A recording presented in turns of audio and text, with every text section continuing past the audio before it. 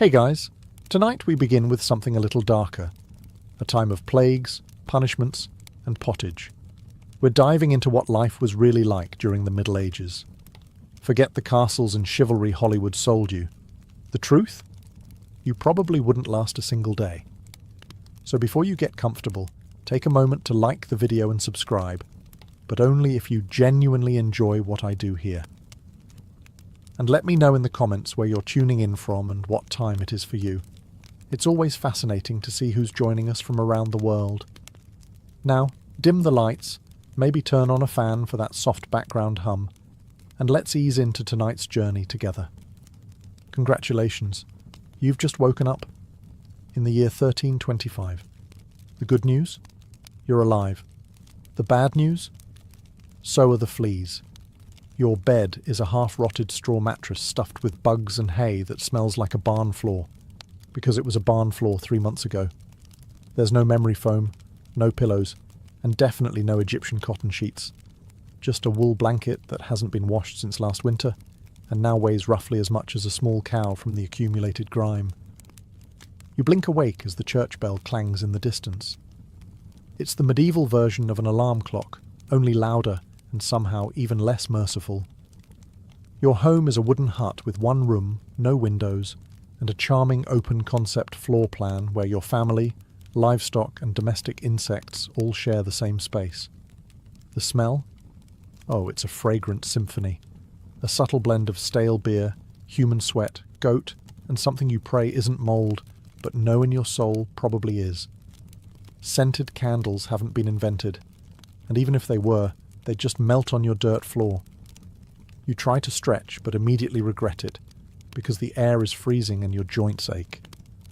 You're 22 years old, which in medieval terms is roughly middle-aged.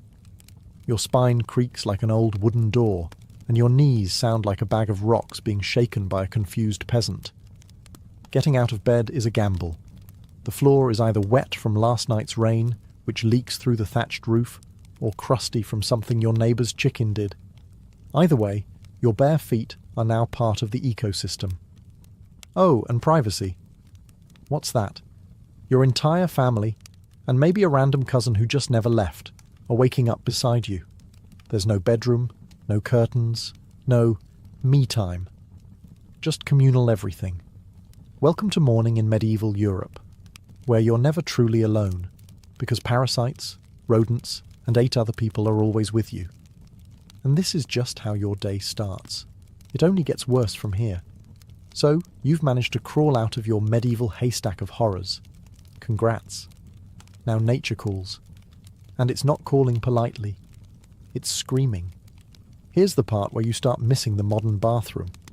There's no toilet, no seat, no toilet paper, no flush, not even a mildly resentful plunger in the corner.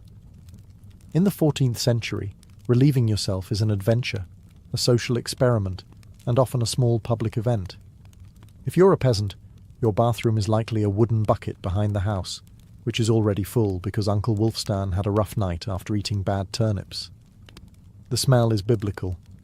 You hold your breath, do your business, and then, here's the kicker, toss it into the street. Yes, the street. You're supposed to shout something like "Gardez-lou" before dumping it out the window. That's Old French for "watch out below," although frankly no one ever moves fast enough. Streets in medieval towns are open sewers, a charming river of human waste, animal droppings and mystery liquids you'd rather not examine. If you're lucky enough to live in a town with public latrines, congratulations. You get to sit shoulder to shoulder with strangers in an outhouse where privacy is a myth and ventilation is a cruel joke. You might make small talk, but try not to breathe too deeply. Toilet paper? Never heard of it. Most people wipe with straw, leaves, rags, moss, or, if they're feeling especially indulgent, a scrap of wool. Sometimes, nothing at all. Which might explain why handshakes weren't popular yet. And if you're in a castle, surely it's better, right? Well, sort of. You might have a garderobe, a hole in the wall that drops your waist directly into the moat. Great idea.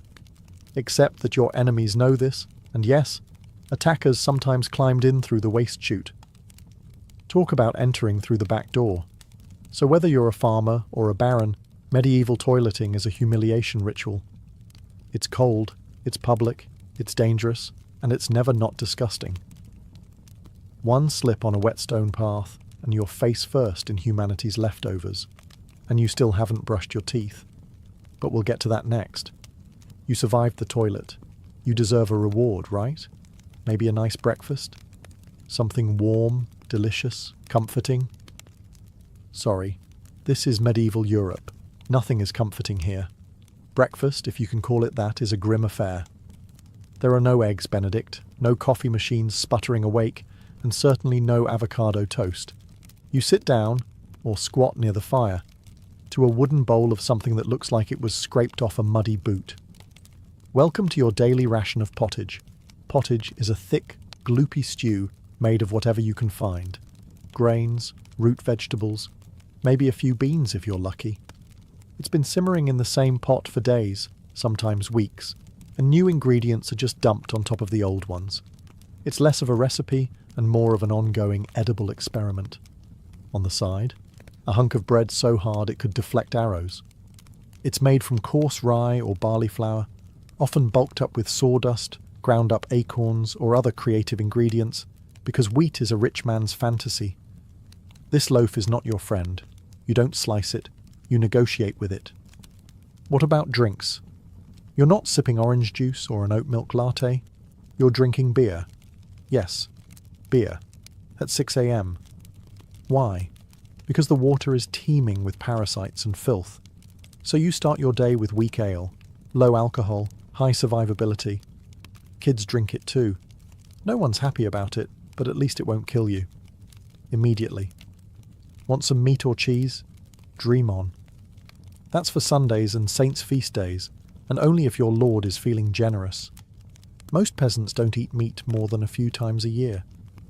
As for fresh fruit, only when it's in season, and not already fermented into wine. And don't even think about spices unless you're royalty. A pinch of pepper costs more than your monthly wages. Salt is valuable enough to be locked away. So you chew your gritty bread, gulp your medieval beer, and try not to think about the rat that may have nibbled your porridge in the night. Breakfast doesn't energize you. It just happens to you. And now that you're properly underfed, it's time to work like your life depends on it. Because it absolutely does. So, you've eaten your sad medieval breakfast, and now it's time to get dressed. Not that it'll help. Your wardrobe consists of exactly one outfit. One. It's a rough wool tunic or linen shift that you've worn every day for months, possibly years. There's no such thing as seasonal fashion. There's just wear this until it disintegrates or gives you a fungal infection. Underwear? Optional. If you're lucky, maybe a linen undertunic. If you're not, well, you're going commando under layers of scratchy, sweaty wool, all lovingly stitched together by someone who probably had no idea what a seam was supposed to look like. There's also no washing machine, no soap, and absolutely no dry cleaner in sight.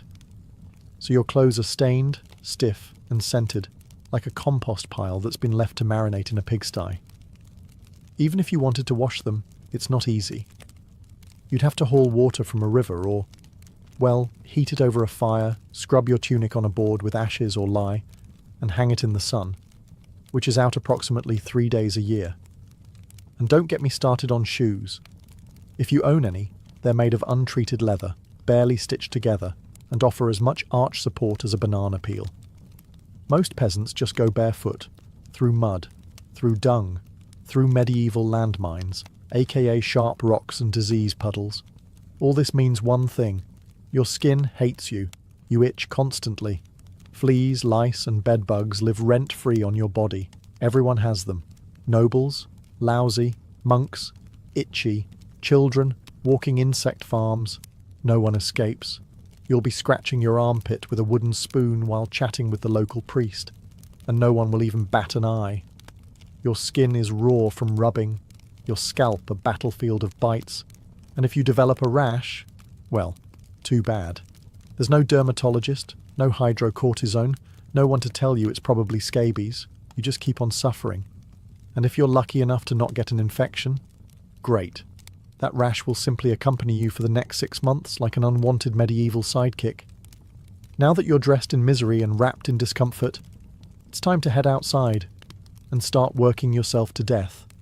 Now that you're fully dressed in itches and damp wool, it's time to flash that morning smile.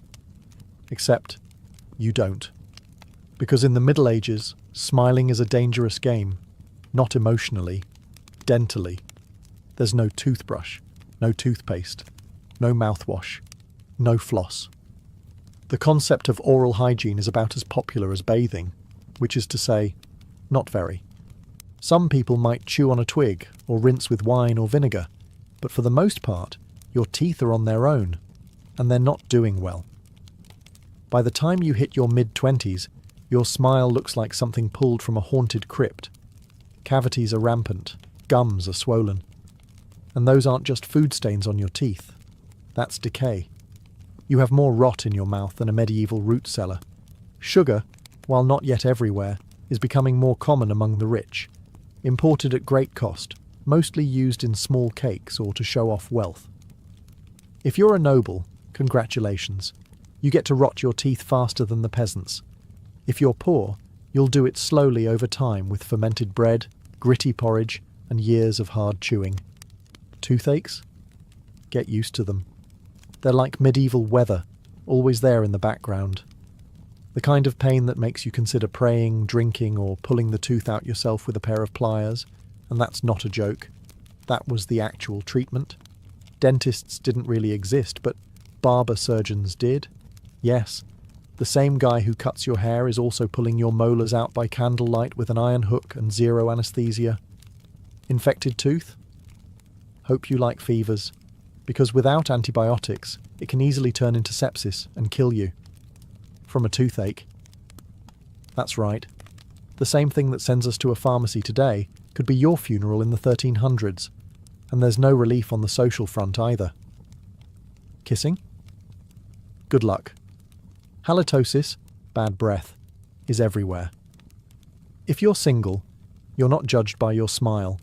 You're judged by your land and your livestock. In short, your mouth is a battlefield, and it's losing the war. Now that your teeth are throbbing, let's head outside.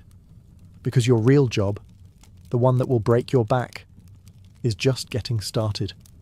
Time to head to work. Except there's no office, no desk, no coffee break, and no chance of promotion.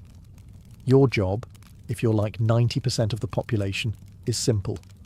Don't die while labouring for someone else's comfort. You're a peasant. Congratulations. That means you work the land that belongs to a lord who probably doesn't remember your name.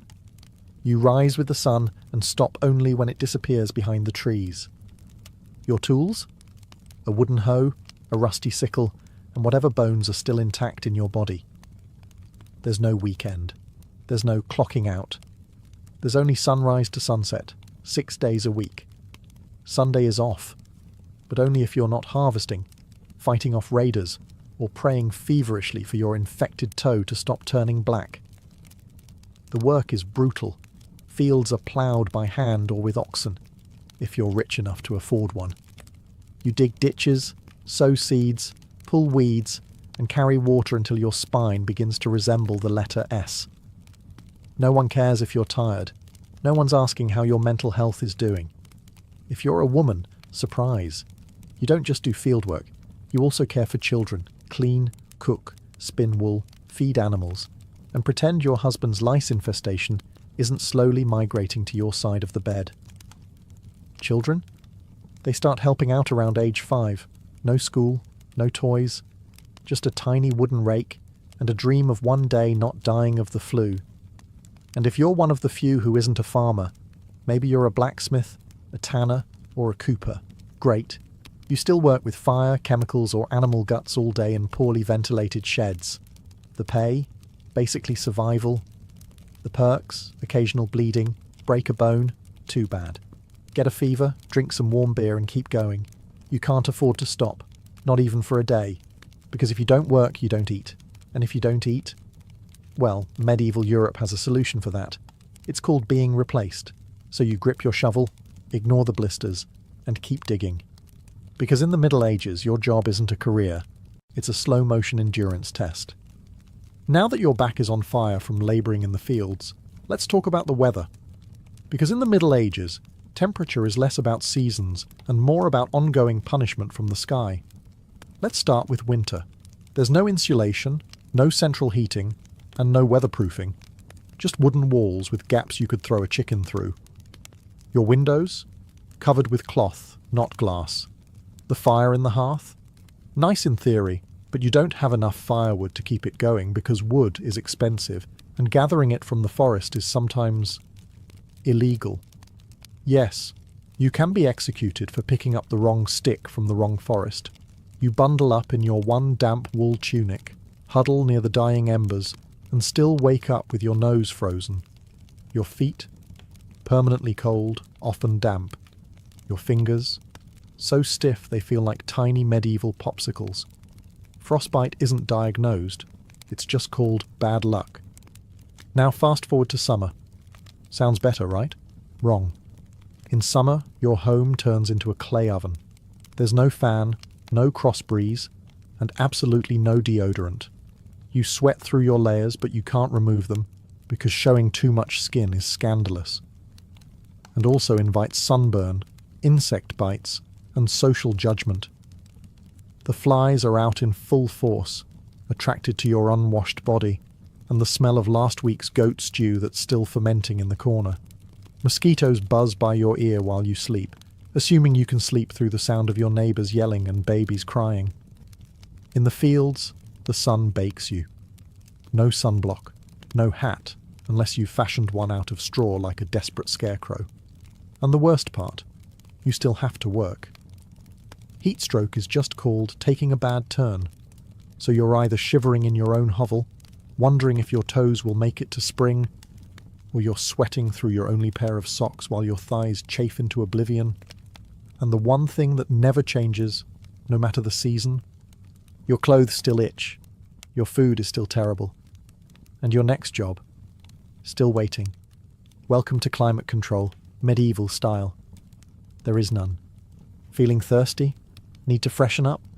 Want to splash a little water on your face to wake up from this damp fever dream of a life? Too bad. In medieval times, water isn't your friend. It's trying to murder you quietly. Let's start with drinking. The nearby stream looks fresh, bubbling and clear, like something out of a fantasy movie.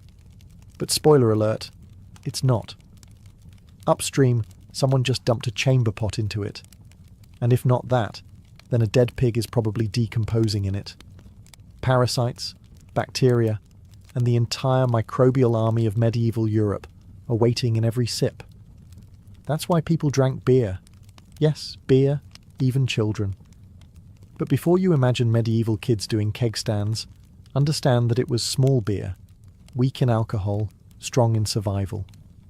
Brewing boiled the water, so it was safer than whatever flowed through the town ditch. Wine was another option. If you were rich enough to afford it, and unconcerned with functioning properly before noon. What about bathing? Surely water was used for cleaning.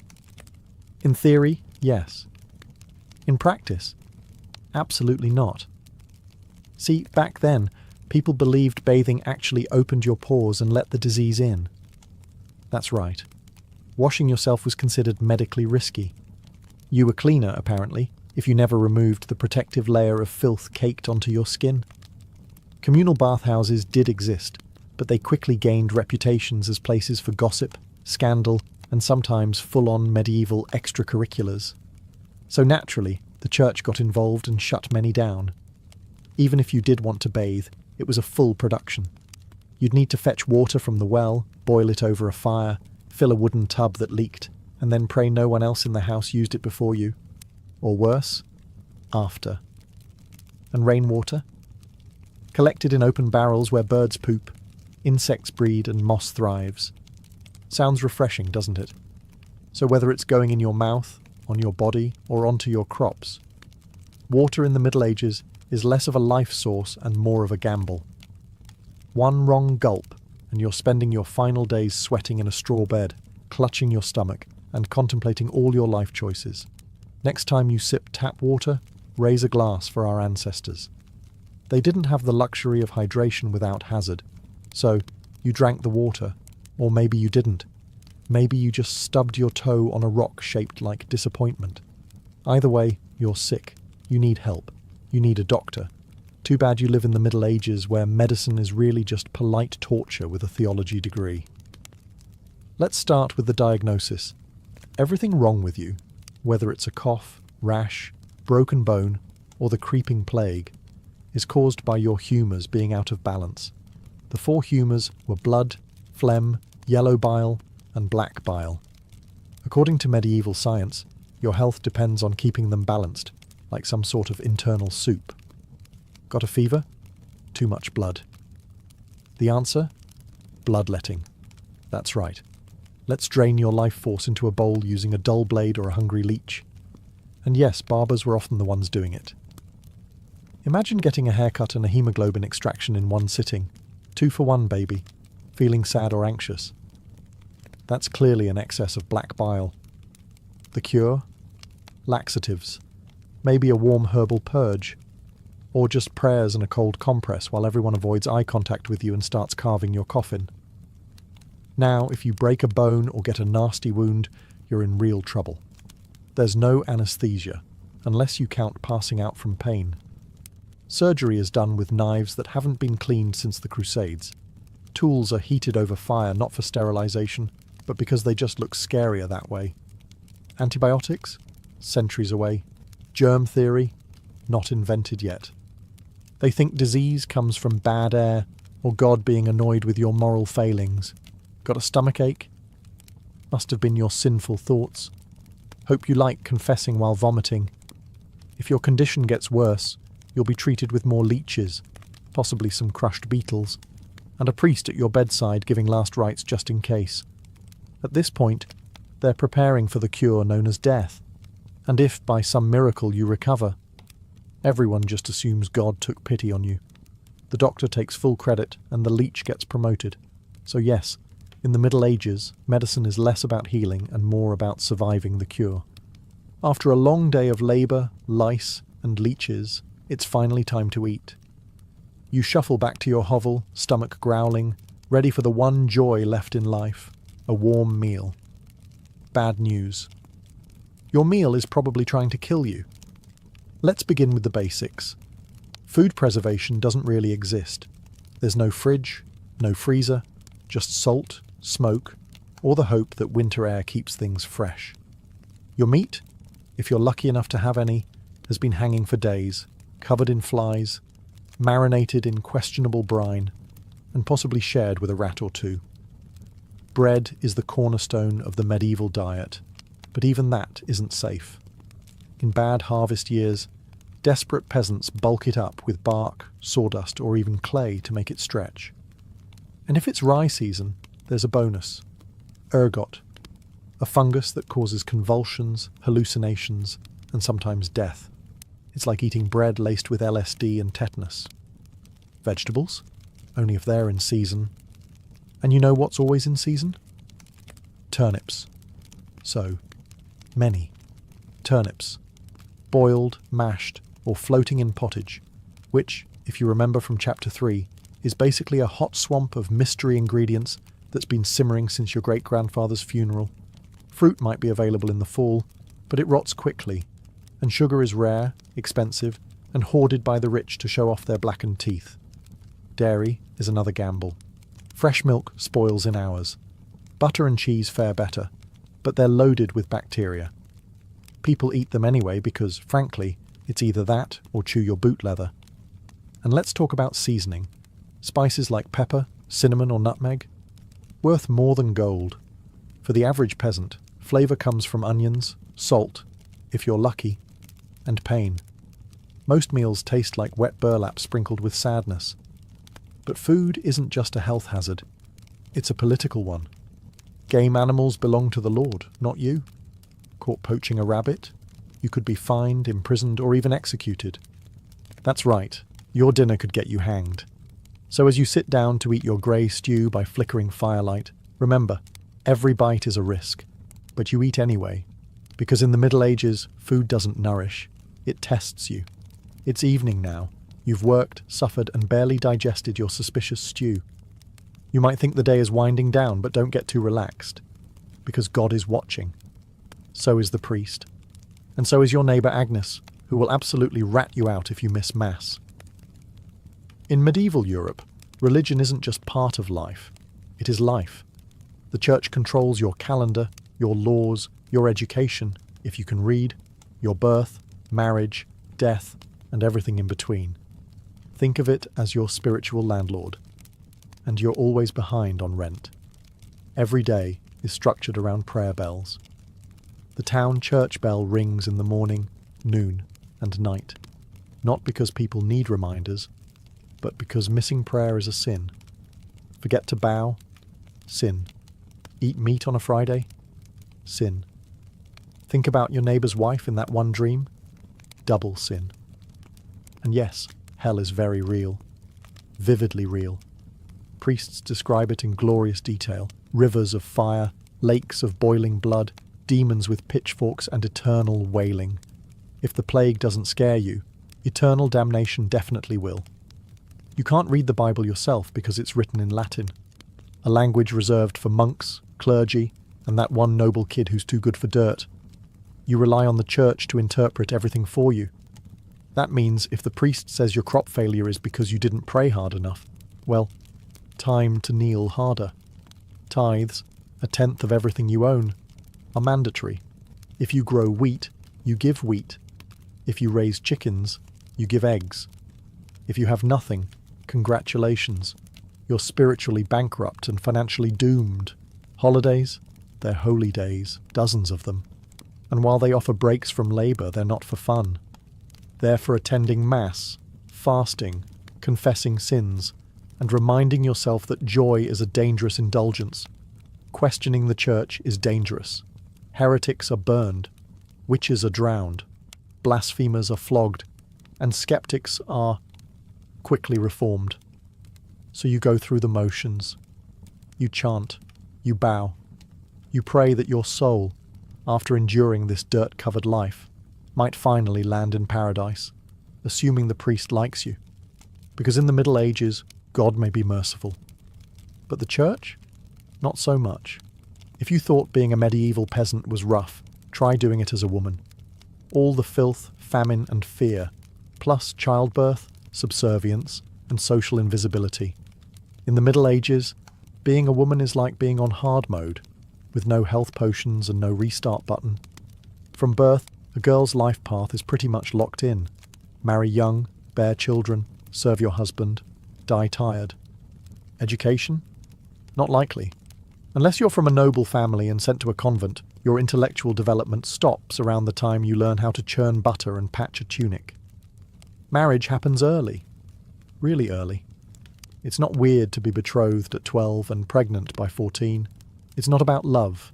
It's about land, livestock, and alliances. Your opinion? Not required.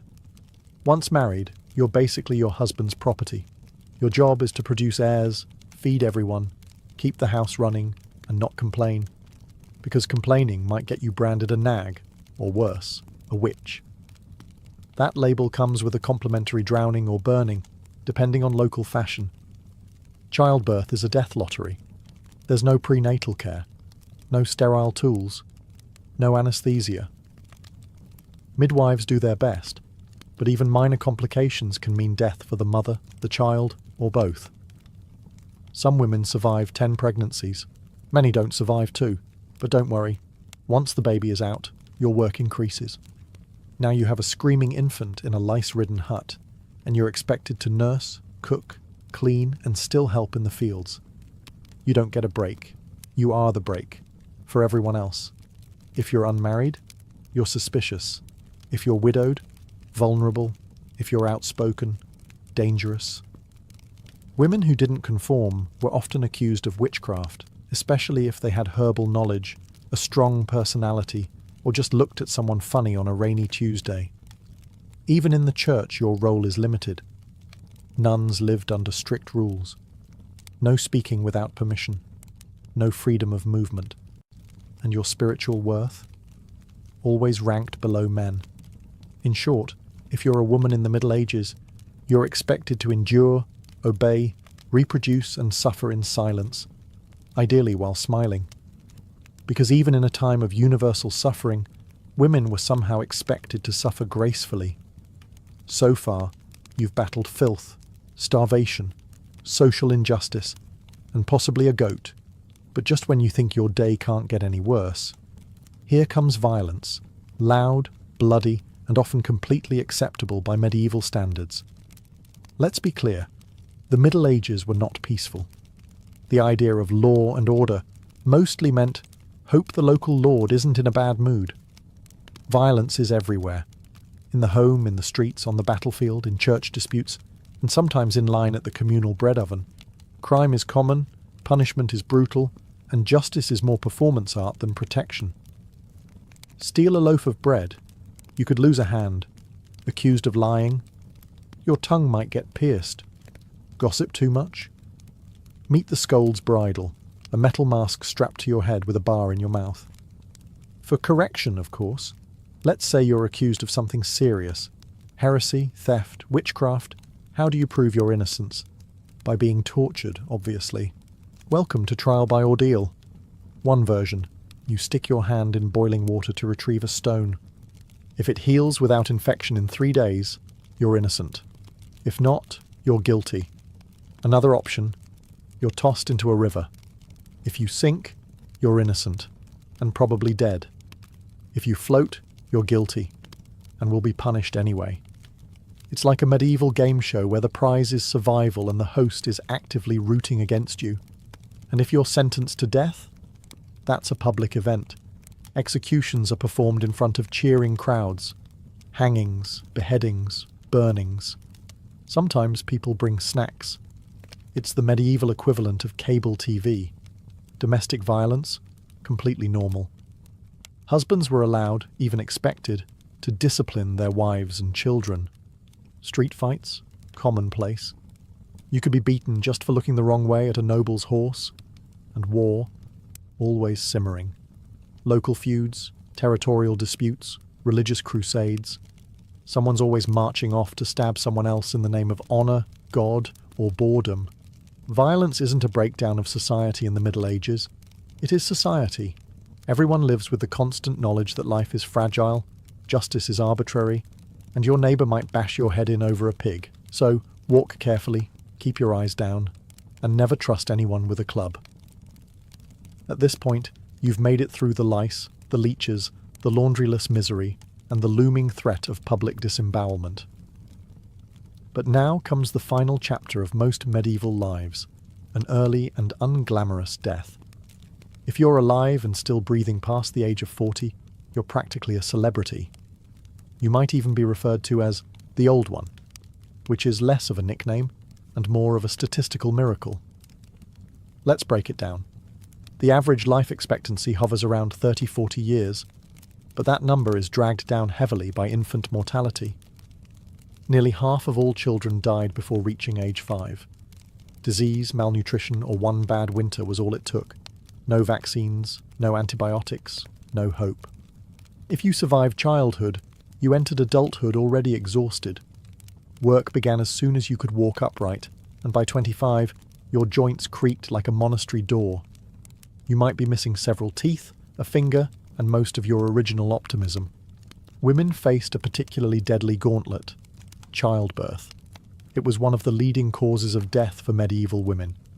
No pain relief, no medical intervention, just prayer, hot water, and someone holding your hand while you bled out on a straw-stuffed cot. For men, the dangers were different, but equally relentless. Farming accidents, infections from minor wounds, a neighbour's drunken rage, a crusade gone sideways. Even walking to the market could be risky if you crossed paths with a bored bandit or an angry tax collector. Death could also come quietly, from the plague, which turned cities into cemeteries overnight, or from famine, which could last entire seasons, thinning out entire villages, or from bad luck, like eating spoiled grain and spending your final hours hallucinating and screaming at the walls. And funerals? You were lucky if you got one. Bodies were often buried quickly to avoid disease. No embalming, no polished coffins, just a hole, a few murmured prayers, and a shallow mound of earth, if there was enough space left in the churchyard. So yes, in medieval times, life was brutal, short, and constantly under siege by death in all its casual forms. You didn't retire, you just stopped showing up. And speaking of exits, let's move on to your final chapter. The medieval dream dies. So, how's your day been? You've woken up in filth, relieved yourself into a bucket, brushed your teeth with wishful thinking, nearly passed out from hunger, worked until your spine cried for mercy, scratched your way through itchy wool, prayed to not get plague, and barely dodged a public execution for owning a squirrel. Welcome to a single day in medieval Europe. Still dreaming of becoming a knight? Think again. That romanticised version of the Middle Ages, gallant swordsmen, noble ladies in towers, heroic battles and feasts in candle-lit great halls. It's a myth polished by fairy tales and fantasy books. In truth, the medieval world was gritty, cruel, and deeply unfair. Hierarchy was everything.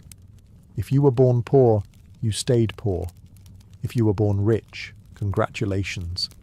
You had a better chance of surviving, but you were still one bad soup away from dysentery and a hasty burial. Even the nobles weren't immune to misery. Castles were drafty stone refrigerators filled with fleas, smoke, and politically motivated marriages. Sure, you had a fur cloak and a goblet of wine, but also a 50% chance of dying in a skirmish or from an infected splinter. Not exactly luxury. The simpler times weren't simple. They were relentless. Everything took longer. Everything hurt more. Everything, from childbirth to chewing, came with consequences. Life was survival, not leisure. And if you did find a quiet moment to think, to dream, to imagine something better, there wasn't much you could do with it. No upward mobility, no modern medicine, no internet to Google, what's this weird rash? You lived, suffered, worked, and died within a 10-mile radius of where you were born. But here's the wildest part. Through all of this, people still laughed, sang songs, told stories, fell in love, and found meaning. Not because life was easy, but because humans are stubborn like that. Even in the darkest chapters, they made space for light. So tonight, when you slip into your clean bed with indoor plumbing, antibiotics, and central heating, maybe say a quiet thank you to the modern world, and to your ancestors who fought rats, famine, and feudalism, so you wouldn't have to. Long before she was Catherine the Great, Empress of all Russia, mistress of reform, and icon of ambition, she was simply Sophie. Born Sophie Friederike Augusta von Anhalt-Zerbst in 1729, she was the daughter of a relatively obscure German princely family. Her tiny duchy in Pomerania offered little in terms of power, but Sophie herself. She had something no title could provide: razor-sharp intelligence, relentless charm, and a quiet, burning hunger for greatness. Her upbringing was strict. Her mother, Johanna, was cold and calculating, not a warm, nurturing figure, but a social climber obsessed with status. Sophie's father, a Prussian officer, was more distant than disciplinary. From a young age, Sophie learned to walk the fine line between obedience and cunning. She read voraciously, spoke multiple languages, and learned how to observe a room before speaking in it, skills that would soon become survival tools in one of Europe's most brutal courts. When the Russian Empress Elizabeth Petrovna began searching for a wife for her heir, Grand Duke Peter, she looked beyond Russia's borders. Peter himself was of German descent, and Empress Elizabeth believed a foreign bride, pliable and grateful, would be easier to control. Sophie fit the bill perfectly. Noble blood, Lutheran faith, which she'd be forced to abandon, and a reputation for both grace and humility. At just 14 years old, Sophie was summoned to Russia. She arrived in the freezing capital of St. Petersburg in 1744, wearing thin German fabrics and a diplomatic smile. Her mother pushed her forward like a chess piece. Sophie, however, had her own game in mind. To become acceptable in Russian society, she converted to Orthodoxy, taking the name Ekaterina Alexeyevna, Catherine. The ceremony was public, symbolic, and life-altering. She wasn't just changing religions. She was burning the bridge behind her, stepping into a foreign empire with no way back. No one watching that quiet teenage girl in a fur-trimmed coat could have predicted what would come next. Betrayal, revolution, enlightenment, and empire. But from the moment Sophie stepped foot in the Russian court, she stopped being a pawn and began planning how to become a queen. Catherine's marriage to Grand Duke Peter was meant to secure her place in Russian royalty, but from the very beginning, it felt more like a cage than a crown. Peter, heir to the Russian throne, was not the dashing prince of fairy tales. Awkward, immature, and obsessed with toy soldiers, he was far more interested in playing war games in his chambers than governing an empire, or showing affection to his new wife.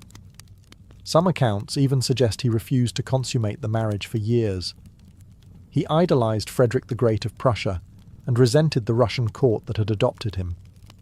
In contrast, Catherine embraced Russia with a fierce determination.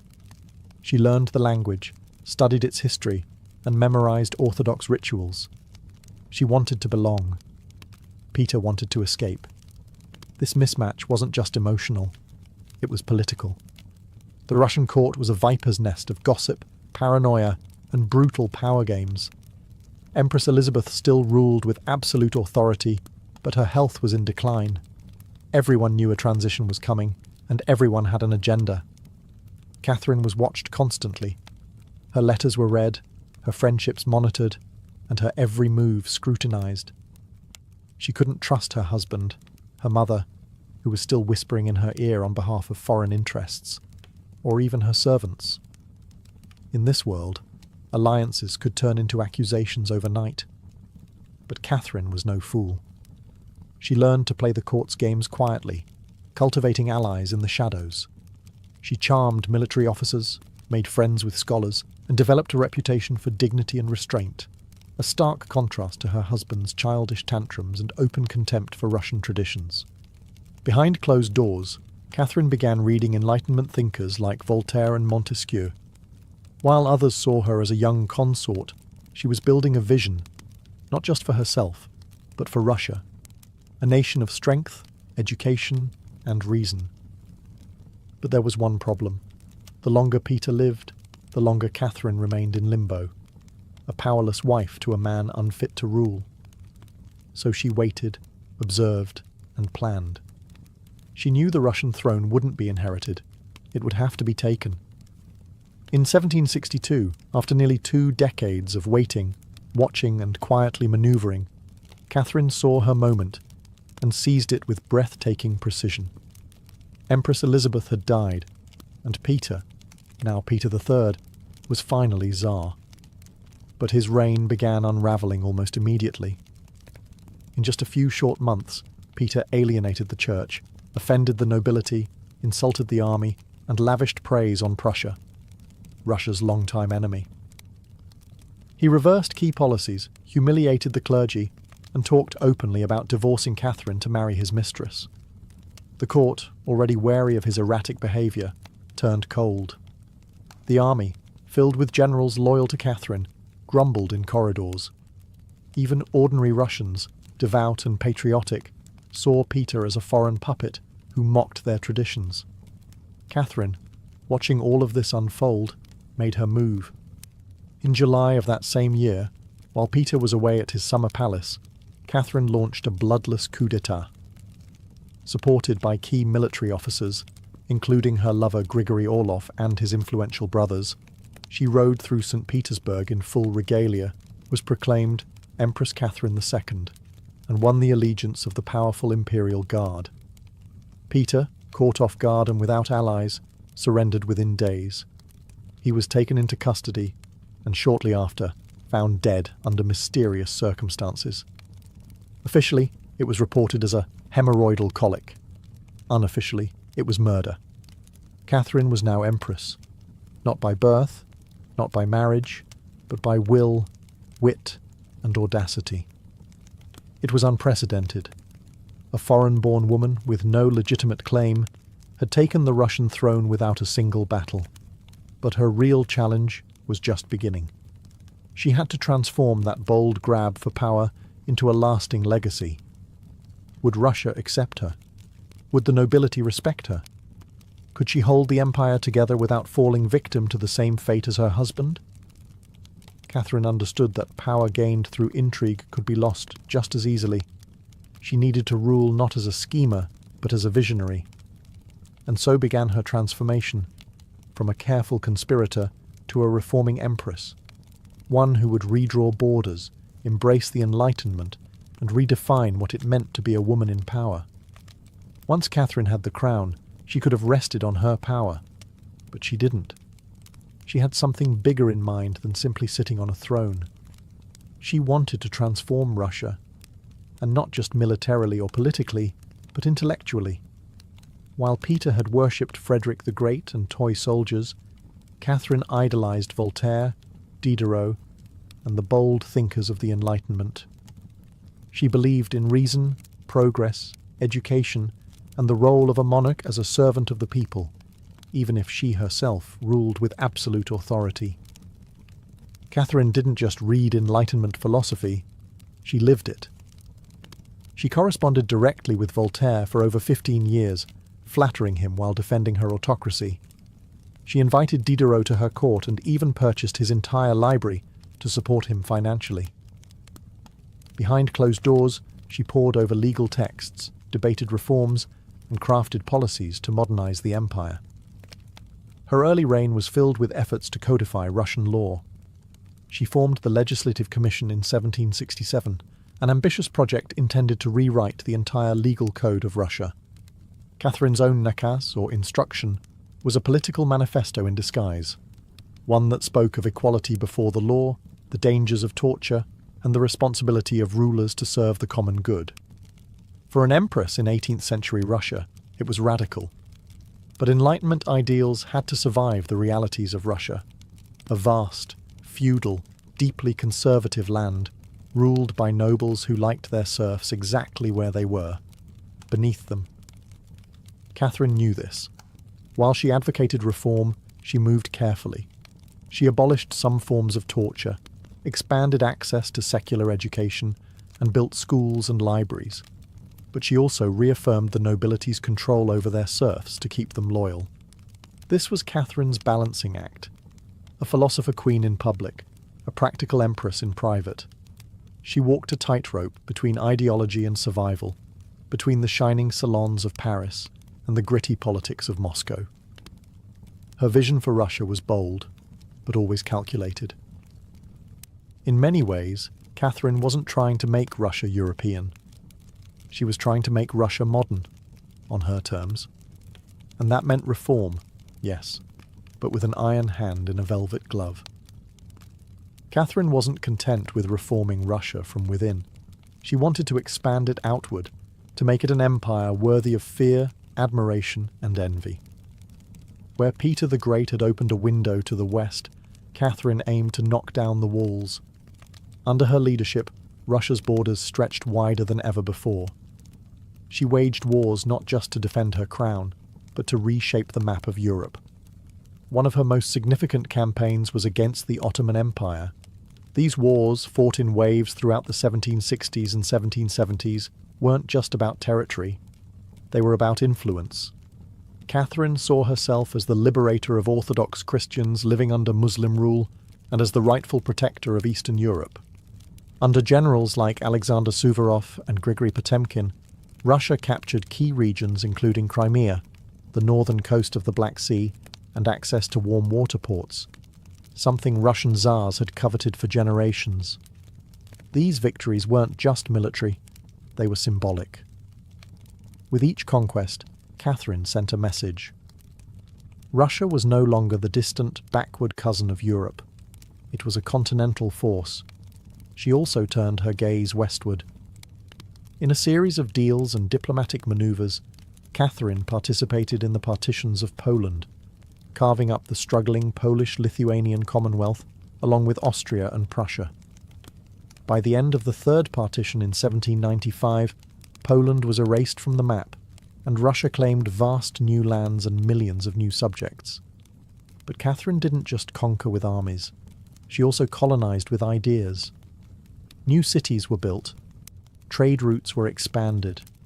German settlers were invited to cultivate Russian farmland. The empire became a mosaic, from the icy Baltic to the sun-drenched shores of the Black Sea. And through it all, Catherine remained the central force, reading reports, issuing orders, and personally overseeing the shape of her expanding empire. Critics would accuse her of being power-hungry, even imperialistic. But to Catherine, expansion wasn't ambition, it was destiny. A great ruler, she believed, was measured not just by ideas but by borders. She didn't just want to rule Russia. She wanted to remake it as a civilized empire, feared by its enemies, respected by its peers, and loyal to her alone. For all her brilliance and power, Catherine the Great was just as famous for what went on behind palace doors. And no, not all of it was whispered in libraries. Catherine's private life became one of the most talked about aspects of her reign. She had lovers, not just one or two, but a carefully curated parade of them, many decades younger, often handsome, and sometimes politically influential. She didn't hide them. In fact, she often rewarded them with titles, estates, and pensions, if they behaved well. If not, they were quietly dismissed, sometimes with a polite thank you and a promotion. Among the most important of these lovers was Grigory Potemkin, a man as brilliant as he was bold. Their relationship blurred the lines between romance, politics, and partnership. Some historians believe they may have even married in secret. Together, they shaped military campaigns, colonization projects, and the transformation of southern Russia. Potemkin wasn't just a lover, he was her co-ruler in many ways. Still, Europe couldn't look past the scandal. Gossip swirled. Satirical pamphlets painted her as lustful, insatiable, even unhinged. And after her death, the rumours only got worse, the most infamous being the completely false and grotesque tale involving a horse, spread by her enemies to smear her legacy. But why the obsession? Simple. Catherine was a woman who wielded power unapologetically, and in a world where female rulers were expected to be either saintly virgins or tragic figures, she refused to play the role. She lived, loved, and ruled on her own terms, and that made her dangerous.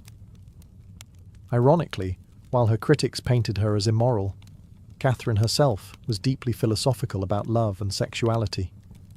She believed pleasure was a natural part of life, and that personal relationships didn't have to threaten public responsibility. She separated emotion from governance, a feat few male rulers managed. In reality, her liaisons were often strategic.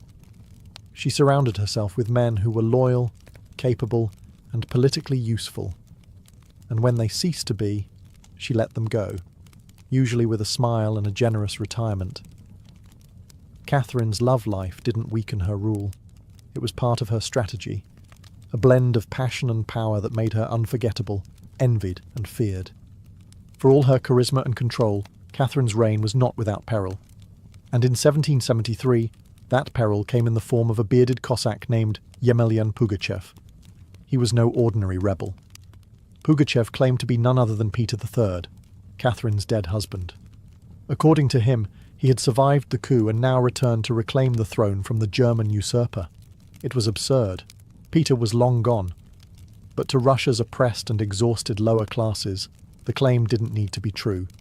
It just needed to offer hope. Pugachev promised liberation, an end to serfdom, lower taxes, and land for the common people. His words lit a fire across the Volga River region, especially among Cossacks, peasants, and old believers. In a time when the gap between nobles and serfs had widened brutally, his promises sounded like salvation. The Pugachev rebellion became the largest peasant uprising in Russian history. Towns were taken, fortresses fell, Nobles were slaughtered.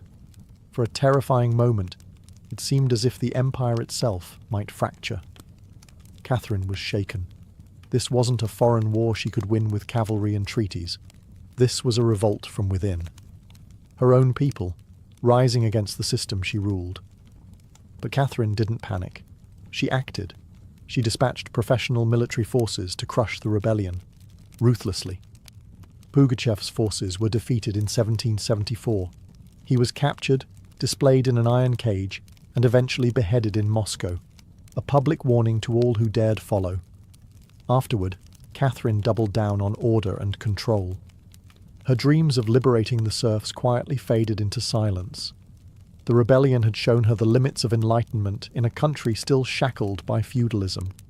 She now leaned harder on the nobility, who offered loyalty in exchange for absolute control over their serfs. This was a turning point. The empress who once quoted Voltaire now prioritized stability over philosophy. Reform became cautious, surveillance increased. Rebellion, even whispered, was to be stomped out before it had breath. Pugachev may have lost his head, but he left behind a warning that haunted Catherine, that power built on inequality could only hold so long before the storm came crashing through. By the time Catherine the Great approached the final years of her life, she had ruled Russia for over 3 decades, longer than any female ruler in Russian history. From the moment she seized power, she had defied expectations, reshaped her empire, and redefined what a woman and a monarch could be. Under Catherine's reign, Russia became a true European powerhouse. Its territory expanded by over 200,000 square miles, swallowing Crimea, parts of Poland, and stretches of the Black Sea coast. These weren't just military wins, they were strategic pivots, securing warm water ports and reshaping trade. But her legacy wasn't only drawn on maps. Catherine left a cultural mark as well. She helped found the Hermitage Museum, amassed one of the greatest art collections in Europe, and corresponded with the greatest minds of the Enlightenment. Her court became a centre of sophistication, art, and intellectual ambition. In a country often viewed as backward by Western Europeans, Catherine put Russia firmly on the cultural map. She modernised education, founding schools for girls, and promoted the printing of books. She introduced smallpox inoculation to Russia, even publicly receiving the vaccine herself, an act of scientific bravery in her time. Yet, her reign was also one of contradictions. While she admired Enlightenment ideals, she never freed the serfs. In fact, she extended serfdom deeper into Russia's territories. Her reforms, while impressive, remained mostly top-down, designed to polish the empire without truly transforming its foundations. Still, Catherine's rule brought stability and ambition. She understood that power was not inherited. It was crafted, managed, and constantly defended. She ruled not by divine right, but by force of will, political brilliance, and relentless calculation. She was called many things: a usurper, a tyrant, a reformer, a seductress. But above all, she was effective. When she died in 1796, Russia was wealthier, larger, and more formidable than it had been in centuries. She left behind a throne secure, an empire expanded, and a legend that would endure for centuries. Catherine didn't just reign, she ruled, with intellect, strategy, and an unapologetic grip on history. And in doing so, she became more than an empress. She became a myth. For all her power, expansion, and enduring legacy, Catherine the Great was still, at her core, a woman navigating a man's world and reshaping it in her image. Behind the imperial portraits and state decrees was someone deeply aware of how precarious her position was. She was not born Russian. She came to the throne through a coup. She ruled an empire that didn't want a woman in charge, and yet she not only endured, she thrived. Catherine was never content to be ornamental. She read constantly, wrote endlessly, and never stopped learning. Her daily schedule was intense. Hours of reading reports, corresponding with foreign powers, editing state papers, and managing a court filled with rival factions. She wasn't content to simply sit on the throne. She worked the throne like a stateswoman born to it. She was also, in many ways, lonely. She surrounded herself with courtiers, lovers, and artists, yet wrote in her memoirs of how few people she could truly trust. Her son Paul, whom she distrusted and kept away from state matters, grew into a man she feared would undo all her progress. Her greatest emotional partnership, with Grigory Potemkin, faded into deep friendship, but his death in 1791 left a wound that never truly healed. Catherine crafted her image carefully. She understood the power of narrative, and wielded it better than most monarchs of her age. She posed as Mother of Russia, enlightened monarch, warrior empress, and lover of the arts. But beneath those roles was a woman who had endured rejection, betrayal, scandal, and rebellion, and kept going. When she died in 1796, she left behind an empire transformed, but also questions. Could she have done more to end serfdom? Were her Enlightenment ideals compromised by politics? Was she more reformer or ruler? History remembers her by the title she never gave herself, the Great. It wasn't because she was flawless, or kind, or just. It was because she took power and wielded it on her own terms, in a time and place where women weren't supposed to have any. She didn't just wear the crown, she rewrote what it meant to deserve one. In the humid depths of the Chiapas jungle in southern Mexico, the ruins of Palenque whisper stories from the ancient Maya world. Towering temples rise above the canopy, their limestone faces eroded by time, but still brimming with secrets. And in 1994, one of those secrets revealed itself. A team of Mexican archaeologists, led by Fanny Lopez Jimenez, was surveying Temple 3, a relatively modest pyramid, next to the more famous Temple of the Inscriptions, the burial site of the mighty king Pakal the Great. Temple 3 wasn't expected to hold much, until they noticed something odd, a sealed, hidden chamber beneath the structure. No looters had touched it. It was pristine. When the archaeologists broke through and lowered themselves inside, they found a stone sarcophagus resting in silence. The air was heavy with the weight of centuries. As they opened the lid, red dust rose like smoke. Brilliant, shocking red. The interior was covered in powdered cinnabar, a toxic mercury sulfide used ceremonially by the Maya. And lying within that crimson cloud was the skeleton of a woman. She had been buried with care and reverence. Her bones were fragile but intact, her skull still wearing a jade mask, and her body surrounded by funerary offerings.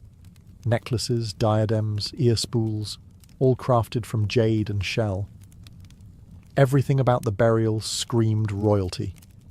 Yet no name was inscribed, no glyphs identified her. It was one of the richest female burials ever found in Mesoamerica. And yet, it was a total enigma. Why was she buried in red powder? Who was she? Was she a queen, a priestess, or perhaps even Pakal's wife? The researchers called her the Red Queen, and the name stuck. But even with modern forensics, they couldn't say for sure who she was, only that she had lived around the 7th century, during the golden age of Palenque. Unlike most Maya tombs, hers had been hidden, untouched, and purposefully isolated. Her burial wasn't just ceremonial, it was spiritual. This woman wasn't meant to be remembered with words. She was meant to be remembered through ritual, through colour, and through the mystery she left behind. The most haunting feature of the Red Queen's tomb wasn't her jade jewellery, or the silence of the sealed chamber. It was the red dust. A thick layer of powdered cinnabar covered everything. The sarcophagus, the walls, her bones, even the offerings around her. It clung like blood to stone. To the Maya, this was no accident. Cinnabar, made from crushed mercury sulfide, was one of the most sacred and dangerous substances in the ancient world. Its vibrant red colour wasn't just visually striking, it symbolised blood, rebirth, and the life force that connected the human and divine realms. Red was sacred. It was the color of sunrise, of sacrifice, of life emerging from death. And it wasn't just symbolic, it was spiritual. Covering the dead in cinnabar was a ritual meant to transform the body, preserving it not for eternity, but for transition. In Maya belief, death wasn't the end. It was a passage, a crossing into another cosmic layer. And so the Red Queen, whoever she was being prepared not just for burial, but for deification. But there's another layer to this. Cinnabar is toxic. Repeated exposure can lead to mercury poisoning, tremors, hallucinations, even death. The Maya likely didn't understand the chemistry, but they felt its potency. It was volatile, powerful, dangerous. To bathe a corpse in it was to declare this person was no ordinary mortal. In Palenque, very few were buried with cinnabar. Pakal the Great, the mighty king whose pyramid dominates the site, was one. His body, like hers, was also saturated in the red powder. That detail alone drew speculation.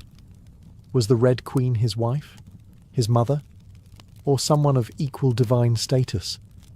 Her skull had been placed on a layer of jaguar skin, another sacred symbol.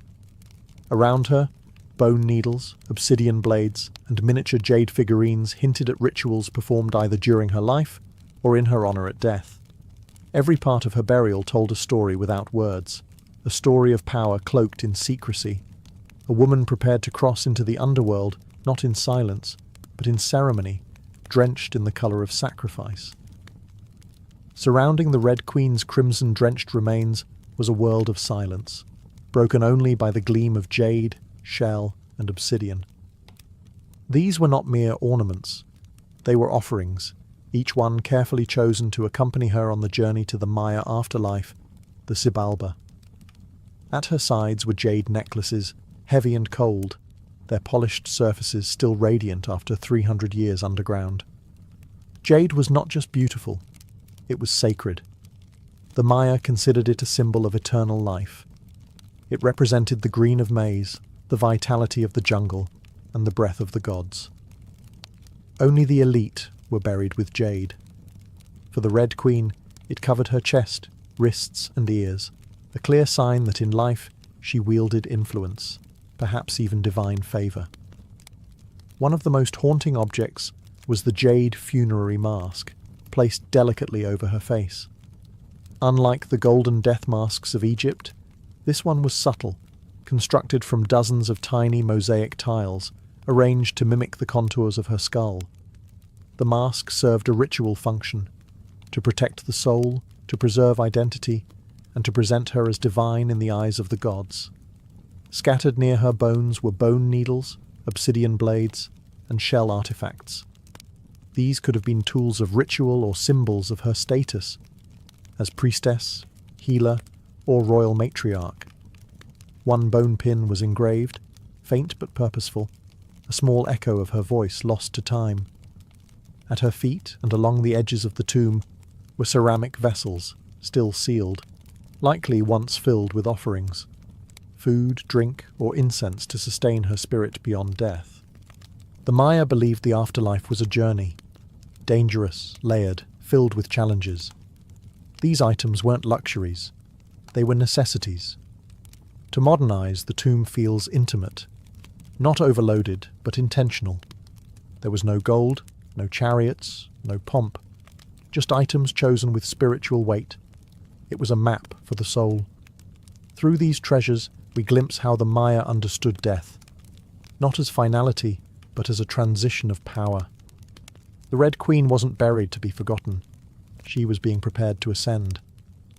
For all the grandeur of her tomb, the Red Queen left behind one haunting void. No name. No inscriptions adorned her sarcophagus. No glyphs on the walls identified her. She was clearly someone powerful. But who?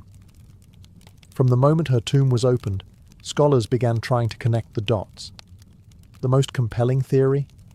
That the Red Queen was Zakbu Ajau, the wife of Kinich Janab Pakal, known today as Pakal the Great, the most famous ruler of Palenque.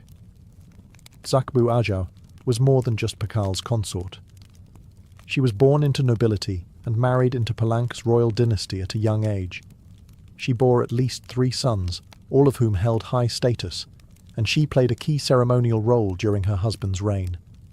If anyone could be buried with such honor, it was her.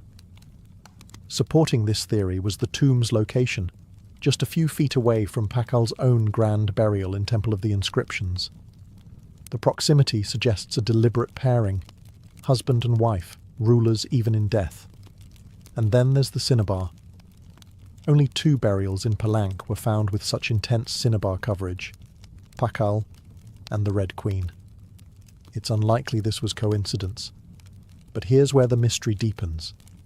DNA tests were conducted on both sets of remains in hopes of confirming the connection. But the results? Inconclusive. The woman's bones showed no direct maternal link to Pakal, but that didn't rule out a spousal relationship. After all, marriage does not require shared blood. Some have argued she could have been Sakkuk, Pakal's powerful mother, who ruled Palank before he came of age. Others suggest she may have been a high priestess, or a sister, or a royal ancestor whose name has simply been lost to history's erosion. Still, the evidence points most strongly to Tsakbu Ajau, a queen by title, a mother of kings, and a spiritual counterpart to Pakal. The lack of a name may not be an oversight. It may have been intentional. In Maya cosmology, the soul lived on not through monuments, but through ritual, symbol, and the whispers of the earth. And so the Red Queen remains suspended between legend and truth, a woman who ruled, remembered not in stone, but in scarlet and silence. To understand the Red Queen, we must understand the world she came from, a world where Maya women, especially royal ones, held more influence than many realize. In Maya civilization, politics was often a family affair. Royal women weren't merely passive consorts. They were diplomats, priestesses, and power brokers. They conducted rituals, sponsored temples, and played crucial roles in maintaining dynastic legitimacy. Their bloodlines were political capital, used to forge alliances and secure claims to the throne. Take Sakkuk, for example, the mother of Pakal the Great. When the throne of Palank was left vacant, she took power herself and ruled as queen regent until her son came of age. She wasn't a placeholder. She was a ruler in her own right, issuing decrees and overseeing construction projects. Without her, Pakal may never have risen at all. And she wasn't an anomaly. Across the Maya world, in places like Yaxchilan, Naranjo, and Calakmul, inscriptions show women performing major ceremonies, engaging in warfare diplomacy, and sometimes ruling outright. They were often portrayed in stelae and murals, dressed in elaborate headdresses and regalia, standing beside kings as equals, or sometimes above them. Their words were carved in glyphs. Their names were remembered, until they weren't. By the time Spanish conquistadors arrived centuries later, much of that memory had eroded. The colonial lens saw native women as silent figures in a male-dominated world, but the archaeology tells a different story, one of complex gender roles, where power was negotiated, not simply inherited. This context casts the Red Queen in a new light. She may not have ruled in name, but her burial, rich, sacred, and positioned beside Pakal, suggests she was a central pillar in the royal order. Her jade mask wasn't just decoration. It was a symbol of identity, of power held in life and protected in death. Her bloodline may have been the very glue that held Palanka's dynasty together. In Maya civilization, a queen wasn't just a queen. She was a keeper of sacred lineage, a voice in ceremony, and often the bridge between gods and men. The Red Queen may be nameless, but in her world, she was never voiceless. The Red Queen wasn't just buried with treasures. She was buried in architecture rich with purpose, layered with Maya cosmology, ritual symbolism, and intentional design. Her tomb wasn't merely a grave, it was a gateway to eternity. Her body was discovered inside Temple Third, one of the smaller pyramids within the heart of Palenque, yet its proximity to Temple of the Inscriptions, the resting place of Pakal the Great, is telling. These temples weren't built randomly. Their positioning was sacred, guided by astrology, myth, and dynastic legacy. Temple the Thirthiid rises modestly compared to its grand neighbour, but it hides something even more intimate. A sealed crypt, untouched by looters, perfectly preserved. It was constructed deep within the temple's core, accessible only by a steep, narrow staircase. The descent into her tomb feels almost symbolic, a ritual journey downward, into the underworld. The chamber itself is stark, made of cut stone, sealed tightly for over 300 years. No glyphs or murals cover the walls, no ornate carvings tell her story. But perhaps that silence is intentional. This was a space not for the living to interpret, but for the dead to transform. At the centre, her sarcophagus sits like an altar. Crafted from limestone, it echoes the grand stone coffin of Pakal next door. While Pakal's lid is famously engraved with scenes of cosmic rebirth, the Red Queen's tomb is more subdued. The focus is inward, on the body, on the cinnabar, on the ritual of death itself, and yet there are subtle architectural cues that hint at meaning. The tomb is aligned east to west, a symbolic path mirroring the sun's journey from life to death. The chamber is small, but powerful. It feels deliberate, personal, a sacred enclosure for someone revered. Maya temples were cosmological tools, bridges between the heavens, the earth, and the underworld.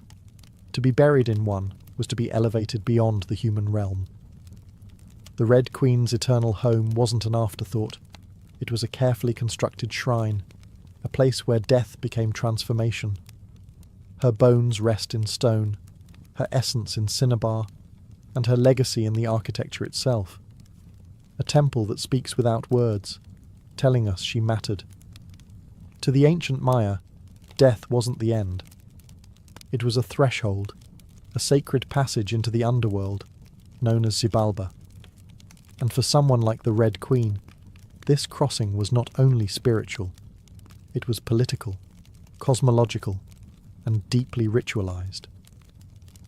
Burial rituals were carefully choreographed events, rooted in myth and meant to guide the soul through the treacherous layers of the underworld.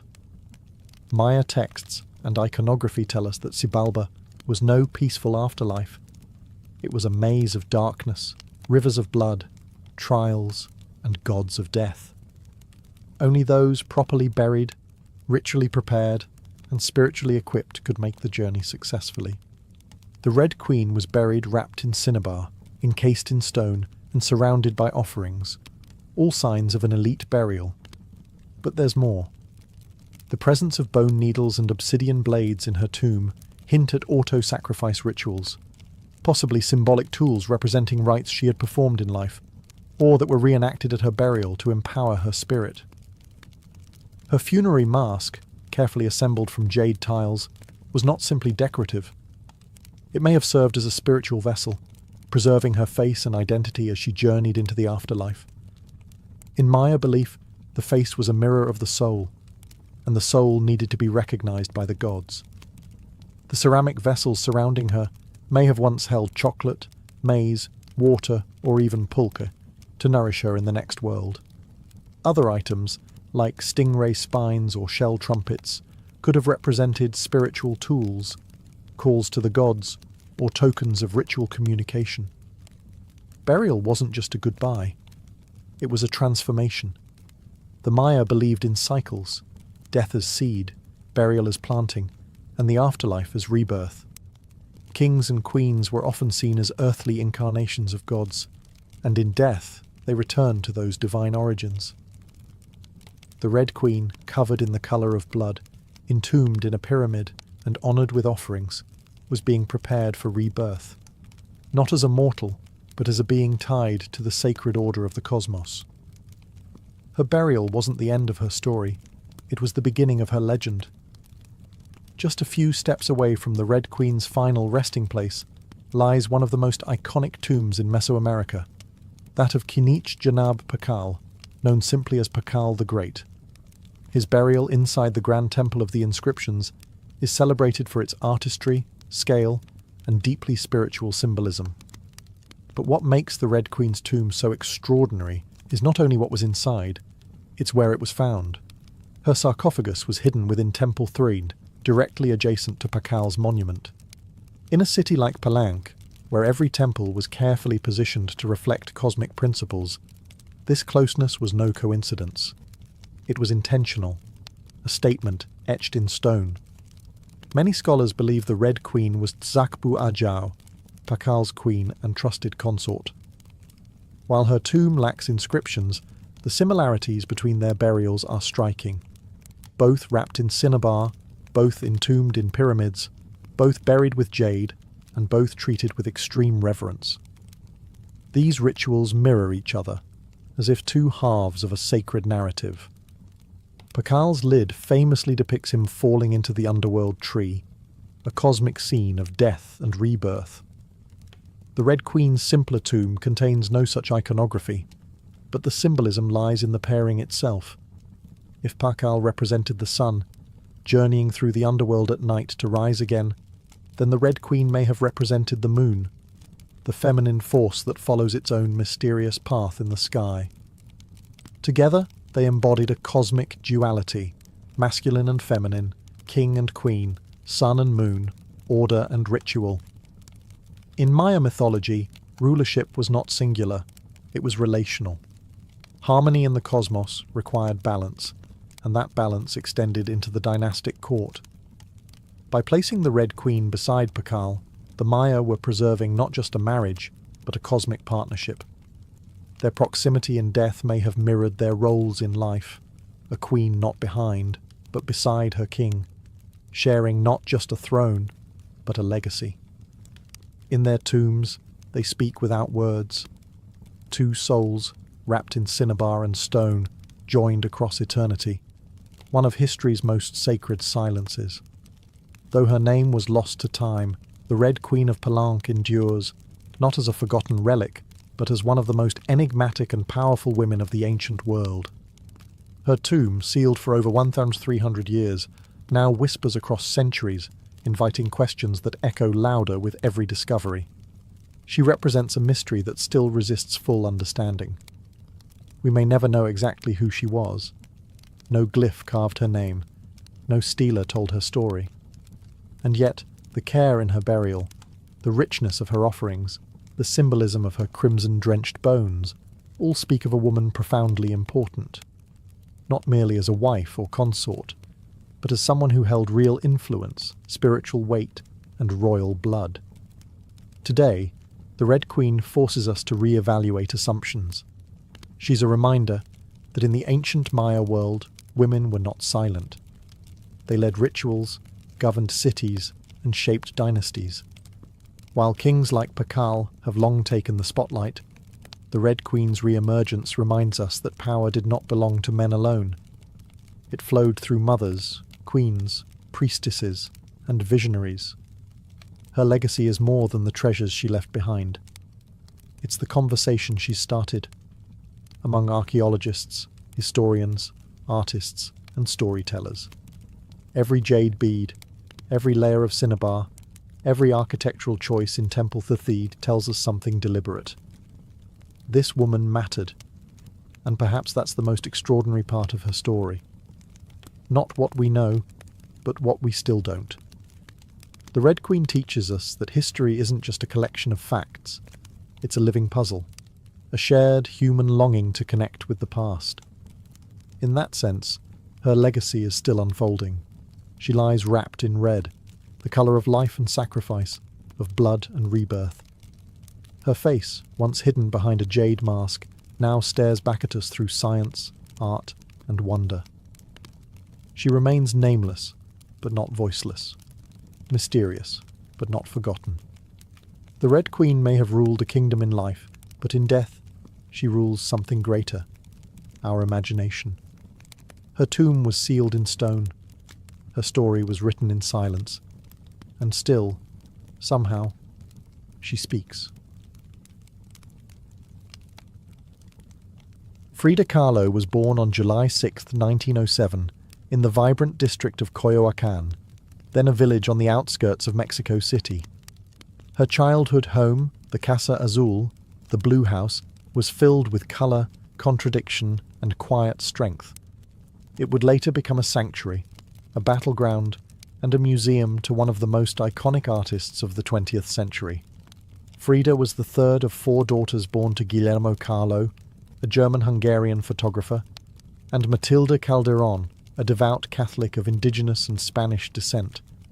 Her parents were opposites: Guillermo, reserved and intellectual; Matilde, religious and emotionally distant.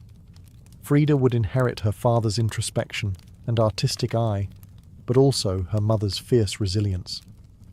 As a child, Frida was imaginative, outspoken, and bold. She read voraciously and asked questions most adults didn't want to answer. But at the age of 6, she contracted polio, which left her right leg thinner and weaker than the other. A physical difference she tried to mask with long skirts, but never allowed to limit her spirit. The illness left her bedridden for months and isolated from other children. During this time, she grew close to her father, who encouraged her to exercise, ride bicycles, and stay mentally sharp. Unlike most girls of her time, Frida didn't aspire to become a wife or a homemaker. Her goal? To become a doctor.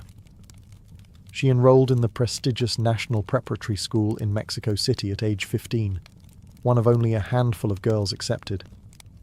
There, she stood out not just for her intelligence, but for her rebellious wit, radical thinking, and unique sense of style.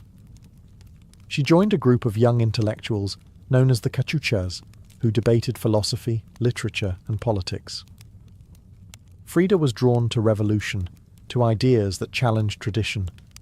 But even in those early years, before the bus crash that would define her body, and before the fame that would define her legacy, Frida Kahlo was already painting herself into the world, with sharp edges, unapologetic ideas, and an identity too big to fit inside anyone else's expectations. She wasn't just growing up in Coyoacán, she was preparing to remake herself entirely. On September 17, 1925, Frida Kahlo's life was split in two: the girl she had been and the woman she was forced to become. That afternoon, she boarded a wooden bus with her boyfriend, Alejandro Gomez Arias, after school. They were laughing, teasing each other, and probably arguing. Frida never did anything halfway. But moments later, the bus collided with a streetcar, and in an instant, her future unravelled into pain, metal, and silence. The crash was horrific. The streetcar crushed the bus against a wall, splintering wood and flinging passengers. Frida was impaled by an iron handrail. It entered her left hip and exited through her pelvis. Her spinal column fractured in 3 places. Her right leg shattered. Her foot dislocated. Her collarbone and ribs broke. Her shoulder was dislocated. Her abdomen was pierced. She was just 18 years old. A man covered her with a borrowed overcoat. Someone else noticed her body was sparkling, not from blood, but from the gold powder she had been carrying in a pouch. It had exploded on impact, dusting her broken form in what looked like glittering ash. Frida was taken to the Red Cross hospital and underwent numerous surgeries over the following months. She spent weeks in a body cast, flat on her back, immobile, writhing with infection and uncertainty. The future she'd imagined, of becoming a doctor, slipped further away with every passing day. But in that stillness, something began to stir. Her father gave her brushes. Her mother rigged a special easel to hang above her bed. A mirror was placed on the canopy so she could see herself. And there, lying in plaster and agony, Frida began to paint, first out of boredom, then out of obsession. Her first subjects were her own reflection, because she was all she had. But what emerged wasn't vanity. It was survival. The crash had broken her physically, but it had also opened a door into her own mind, her own body, and eventually into the surreal language of pain and identity that would define her art. The girl who wanted to heal others now began healing herself. one brush stroke at a time. As Frida Kahlo lay encased in plaster and steel, a body fighting itself with every breath, she began to paint. What started as a form of therapy soon became a language, and that language was deeply personal, brutally honest, and often hard to look at. Which was precisely the point. Frida didn't paint pretty flowers or polite landscapes. She painted pain. Her pain. Physical, emotional, and existential. Her first subjects were self-portraits. Not because she was vain, but because, as she famously said, "I paint myself because I am so often alone, and because I am the subject I know best." Her early works were small in scale, painted on tin or wood panels, inspired by Mexican retablos. Devotional paintings meant to tell stories of suffering and miracles. Frida turned this tradition inward. Her body became the canvas. Her emotions became the altar. She painted herself as split, as pierced, as bleeding. In one painting she is impaled by nails, like a modern-day martyr. In another, she floats in a barren landscape, tethered to a broken column, a metaphor for her shattered spine. She painted herself weeping, fractured, decapitated, and bare, but never passive, always watching. Her pain was not sanitized. She painted the ugliness of trauma with beauty, defiance, and even humor. Each piece was a reclamation of her body, her experience, and her identity as a woman in a world that often tried to define her. But Frida wasn't just telling her story. She was inventing a new kind of visual narrative, one that blended Mexican folk art, surrealism, medical illustration, and symbolism. Her paintings became dreamlike autopsies of her soul, framed in color, culture, and myth. By the time she recovered enough to walk again, albeit painfully, Frida was no longer the girl who had wanted to be a doctor. She was an artist, and her art was unlike anything anyone had seen. She had taken the worst thing that had ever happened to her and turned it into a source of creation. Frida Kahlo didn't just paint her pain. She made the world look at it, and in doing so, she turned suffering into a sacred act of self-expression. In 1928, still recovering, still painting, and just 21 years old, Frida Kahlo met the man who would become the most profound and turbulent relationship of her life, Diego Rivera. He was 20 years her senior, already Mexico's most famous painter. Massive in both stature and presence, Rivera was a giant of Mexican muralism, known for his sweeping, politically charged frescoes that told the story of the Mexican people. Frida had seen his work before. She admired it. But now she wanted his opinion of her work. She brought her paintings to him at the Ministry of Education, interrupting his scaffolded work to ask bluntly, "Do I have talent?" Diego took one look and said yes, and not just out of kindness. He recognized in her something rare, an unfiltered voice, raw and unpretentious, full of rage, irony, pain, and beauty. They began a relationship that was as consuming as it was creative.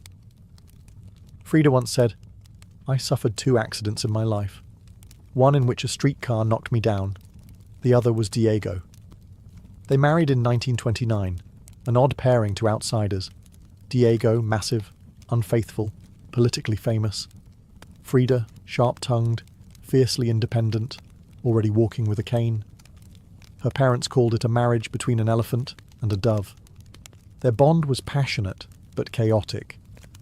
Diego supported her art and encouraged her growth as a painter, but he was also endlessly unfaithful, even with Frida's own sister, Cristina. Frida was devastated, and in return, she took lovers of her own, both men and women, including rumoured affairs with Leon Trotsky and painter Georgia O'Keeffe. They divorced in 1939, then remarried a year later with different terms. This time, Frida would keep her autonomy, her home, her money, her name. Their second marriage was less about traditional love and more about creative partnership and mutual understanding. Despite the betrayals and the heartbreak, Diego remained a constant force in Frida's life. He challenged her, he wounded her, But he also believed in her, as an artist, as a revolutionary, and as a woman who could redefine what painting could be. Together, they were not peaceful, but they were legendary. In the 1930s, Frida Kahlo followed Diego Rivera on a journey north to San Francisco, Detroit, and New York as he completed high-profile mural commissions. These years abroad brought her face to face with American industrialism, wealth, and the contradictions of capitalism, and they left her with deep political discomfort. Frida was a proud Mexican nationalist, a committed communist, and an admirer of indigenous traditions.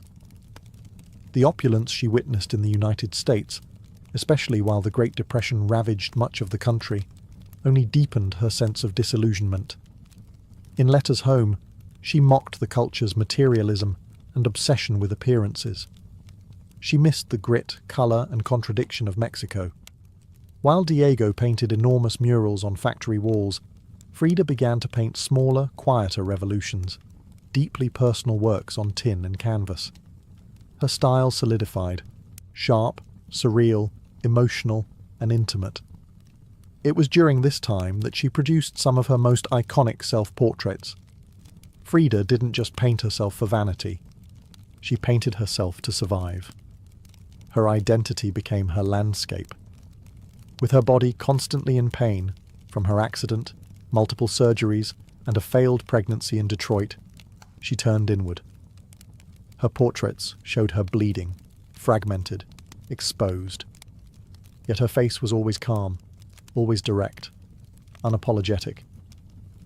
One of her most powerful works, Henry Ford Hospital, shows her lying on a hospital bed, crying, surrounded by floating symbols of loss. A fetus, a snail, medical equipment, a cracked pelvis. It was raw, graphic, and deeply emotional, a canvas that bled with truth. Back in Mexico, Frida immersed herself in leftist politics. She and Diego welcomed Leon Trotsky into their home while he lived in exile.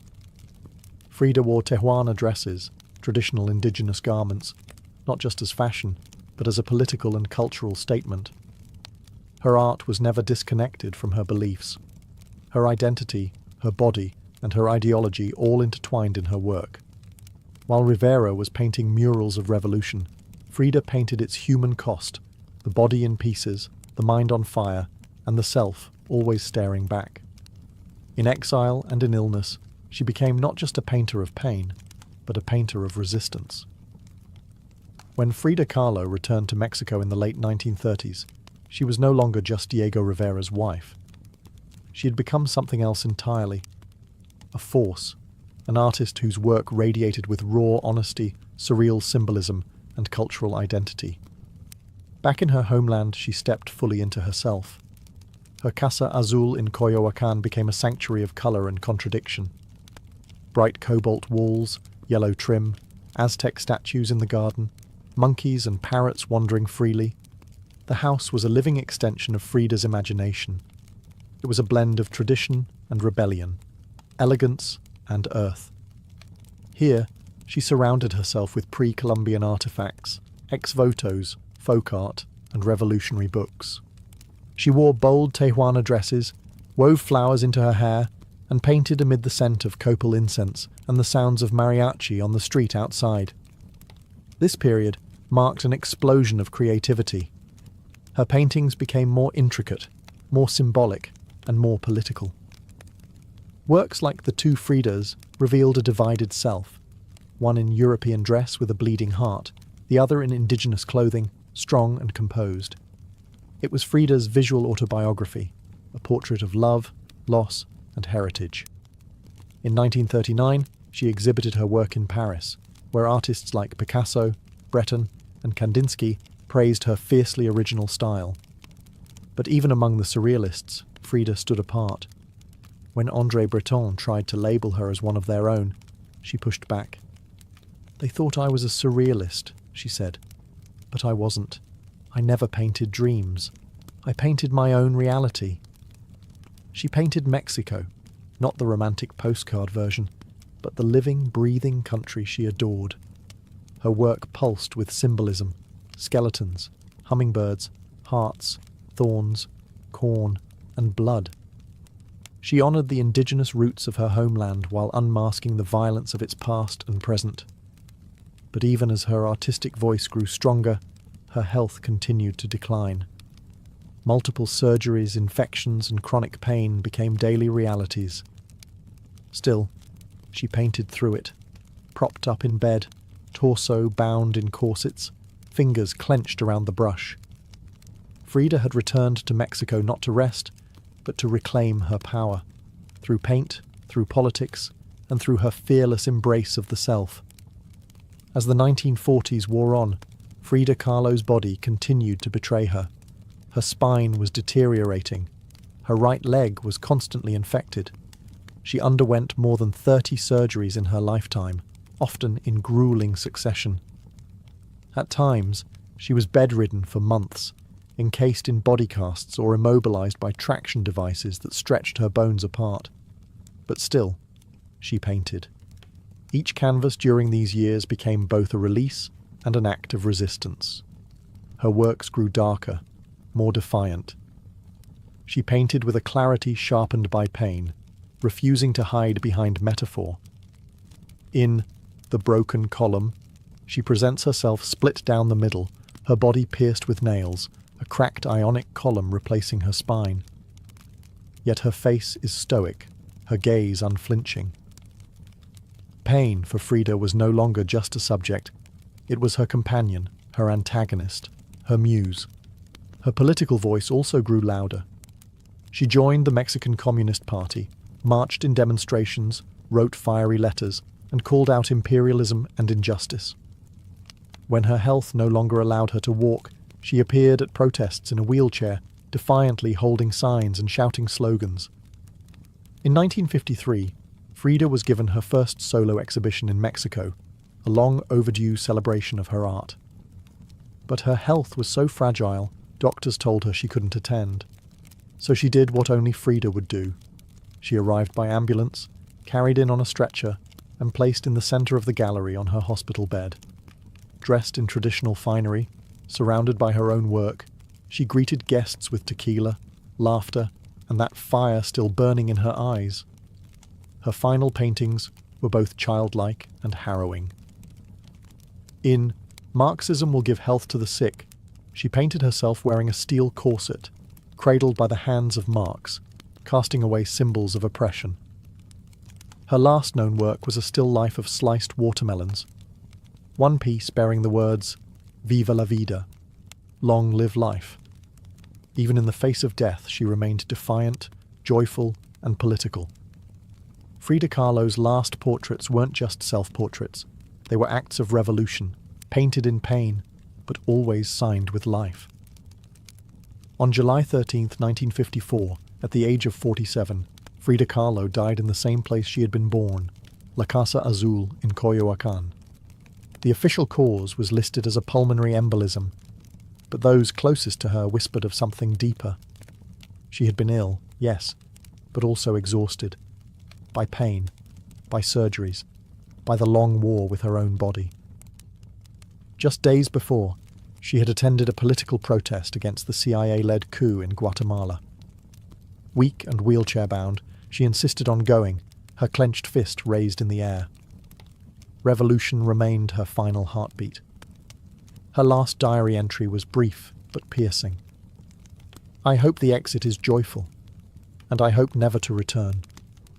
Frida's funeral was held at the Palacio de Bellas Artes, Mexico's most prestigious cultural institution. Her body, draped in the red flag of the Mexican Communist Party, was watched over by friends, family, artists, and revolutionaries. Diego Rivera was inconsolable. He called her the greatest love of his life, even as his betrayals had nearly broken her. But in the years that followed her death, something extraordinary happened. Frida Kahlo refused to disappear.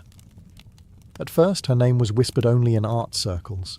Her works weren't easy to categorize, too political for surrealists, too surreal for traditionalists. But slowly, her image, her story, and her defiance began to resonate. Through the 1970s and 1980s, as feminist scholars and activists reclaimed forgotten voices, Frida's became louder. She wasn't just a painter anymore. She was a symbol of pain turned into beauty, of feminism born through resistance, of Mexican identity celebrated without apology, of queerness, disability, revolution, and authenticity. Her face, unibrow, gaze, flowers in her hair, became iconic. Her home became a museum. Her diary became a sacred text. And her paintings now hang in the world's greatest museums. Frida Kahlo had lived much of her life in Diego's shadow. But in death, she stepped forward. She didn't just leave behind paintings. She left behind a mirror and dared us all to look, not with pity, not with fear, but with fire. Today, Frida Kahlo's face is everywhere. Printed on t-shirts, painted on murals, turned into dolls, memes, posters, and icons. Her signature unibrow, her flower-crowned hair, her direct gaze, all instantly recognizable. But what makes her legacy powerful isn't just that people know her face, it's that they recognize the truth behind it. Frida didn't try to be flawless. She didn't fit into boxes. She wasn't conventional, and she didn't care to be. In a world that demands perfection, she gave us realness. Raw, messy, vibrant, angry, joyful, contradictory realness. She celebrated what made her different: her disability, her queerness, her politics, her culture, and turned it into art that transcended borders and decades. She's become more than an artist. She's a global symbol of defiance, feminism, cultural pride, and creative resistance. For queer communities, she's a fearless bisexual icon who lived openly and unapologetically in a time that demanded silence. For women, she's a reminder that power doesn't require permission. For disabled artists, she's proof that pain can fuel the brush, not stop it. And for Mexico, she's a daughter reclaimed, fierce, folkloric, and forever part of the national soul. Her paintings, once dismissed as too strange or too personal, are now among the most revered in the world. Works like The Two Fridas, Self-Portrait with Thorn Necklace and Hummingbird, and The Broken Column aren't just seen, they're felt deeply by anyone who has ever suffered and needed to turn that suffering into something sacred. She lived in the margins and turned them into centre stage. She embraced contradiction. A communist who wore gold, a woman betrayed who loved again, a body in pieces with a soul unbreakable. And through it all, she painted, not just with colour, but with conviction. Frida Kahlo never asked to be a symbol. She simply told the truth about herself, and in doing so, told the truth for millions of others who had never seen themselves reflected in art before. Now, when we see her face, we see courage, we see colour, we see resistance, we see Frida, not gone, but immortal.